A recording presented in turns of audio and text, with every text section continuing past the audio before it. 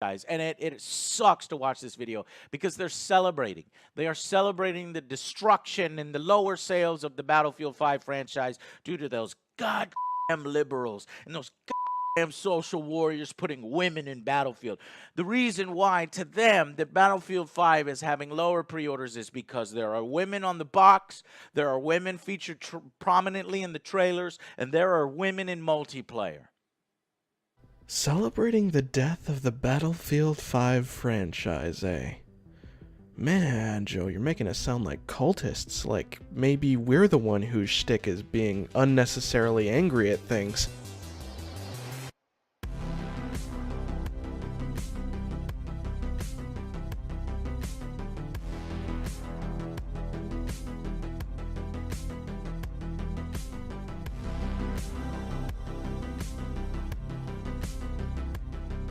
Battlefield 5 is something I have talked a bit about on my podcast to the dismay of my co-hosts. Nothing good either, it always seems to be in the headlines for an infamous reason rather than a good one. As much as I have trashed the game, I could never truly say it was a bad game, or at the very least a game I despise subjectively. Until now, I finally got my hands on it. This beta to me is a death sentence for anything good coming out of Battlefield 5. Which is a shame because Battlefield 1, while I'm not the biggest fan of the series, was enjoyable for the hours I put into it.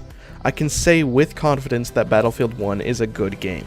Battlefield 5, the V stands for virtue signaling, feels like so many steps back from Battlefield 1 that even though I'm not a huge fan of the series, it still feels disappointing coming away from it.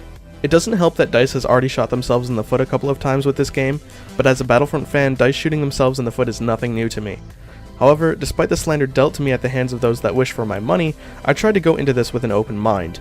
However, the open mind I went into this beta with is only going to slightly lighten the blow I am going to deal to this game, unfortunately. My criticisms start right at the point of entry, the main menu. Now, a small thing I noticed is that the menu is currently capped at 30 FPS, which is not a huge issue as it is not gameplay and it's only the main menu, but it was still a tad jarring for a moment. The second is the lack of a clear exit button. This one irks me slightly more as I instinctively click towards the bottom of lists in order to exit games, but DICE thinks it's a good idea to make me press my escape key in order to bring up a second menu at the bottom of which lies my ticket out of the game. Admittedly not the biggest issues, but it still isn't looking good for me starting off this game. However, since we are talking about DICE making it take longer for you to do things, let's talk about respawning quick, because getting shot by enemies halfway across the planet is the only thing I seem to be good at in this series. It takes way too long to do this in the game. It takes several seconds for you to bleed out and die, you can't just choose to skip the revive time and return to the respawn screen, and then another 7 seconds or so to wait until the respawn timer expires, and then finally another 1 or 2 where the camera zooms into your spawn point. I like this overall concept, but there has to be a way to bypass that initial death timer faster, and in a way that's not hold mouse click to die 1 second faster. You need to be able to double click to just die on the spot or something.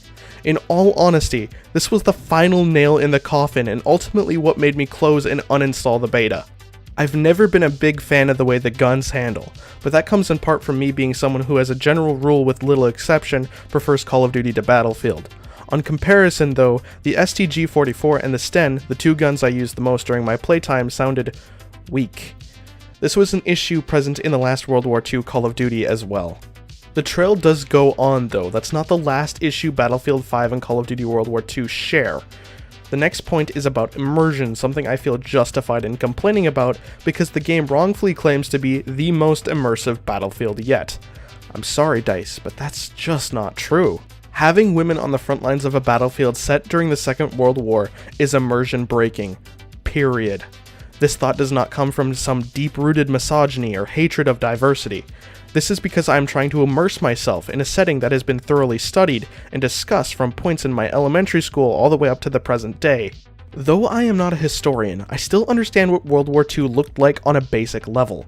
I know the weapons that were used, the factions that fought, and the people who fought under the banners of said factions. Therefore, when I find myself immersed in a setting that claims to represent an event where there is objective history, and I experience something within the game that directly contradicts said history, my immersion is broken. People like Gus Sorolla would have you believe that since the game presented is not 100% historically accurate, that it wouldn't matter. but that isn't the case. The presence of respawning or instantaneously entering a vehicle are sacrifices made for the enjoyment of the player, and will not break my belief of this is World War II. However, hearing female voice lines in the front lines of a war where male combatants made up the overwhelming majority of those involved in the conflict is jarring, in the same way it would be if I was suddenly allowed to use a SCAR or M16 in the same setting. It contradicts my knowledge of the actual history of the event, and thus is no longer believable. The immersion breaking isn't purely all creative decisions though. The beta has a ton of graphical bugs. Soldiers will clip through different parts of the environment, and corpses are prone to having seizures. The frequency of both of these making them a great issue. It's good that EA delayed the game, so hopefully these bugs will get ironed out before the full release. Let me end this off on an obvious positive note. Although DICE is fond of giving people reasons not to buy their products as of late, I can still say the game graphically looks pretty amazing. It's nothing less than I'd expect from a DICE game, and I don't think it looks better than Battlefront 2, but a good looking game nonetheless. The sound design was also fantastic. Having something whiz past me and cause an explosion behind me genuinely made me jump a couple of times.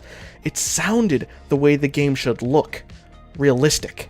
Despite all of my issues with it, I still hope Battlefield fans can find some enjoyment out of the game. I don't want any series to have bad games just because I do not enjoy them personally, but unfortunately from my standpoint, this is one of those bad games. Battlefield 5 feels like it took Battlefield 1 and took several steps back. If you enjoy Battlefield as a series, you will probably find Battlefield 5 worth checking out. If you were a newcomer to the series, my personal recommendations would go to both Battlefield 1 and 4, which I believe are much stronger titles and in a way better place stability-wise. It's kind of disappointing to see DICE let go of the lead they had over Call of Duty so quickly, but competition breeds innovation, and hopefully Battlefield 5 will be a stepping stone to a much better Battlefield down the line. That is if DICE fancies it to stop being so masochistic about the number of rounds unloaded into their feet. One last word of warning to Battlefield fans from a member of the Battlefront 2 community. Do not expect much out of the live service for this game. DICE has handled this model absolutely atrociously with Battlefront 2. There has been almost a 1-year wait in between new maps for the flagship game mode, back from Crate in December to the upcoming Geonosis in November. I don't believe Battlefield 5 will be handled any differently. Do not expect much. With that being said, my name is Soda, and welcome back to Unscripted Outro Time. Not a whole lot to talk about this time, just a Battlefield 5 video. I stopped playing The Witcher 3 to bring it to you guys. I've recently been really into The Witcher 3.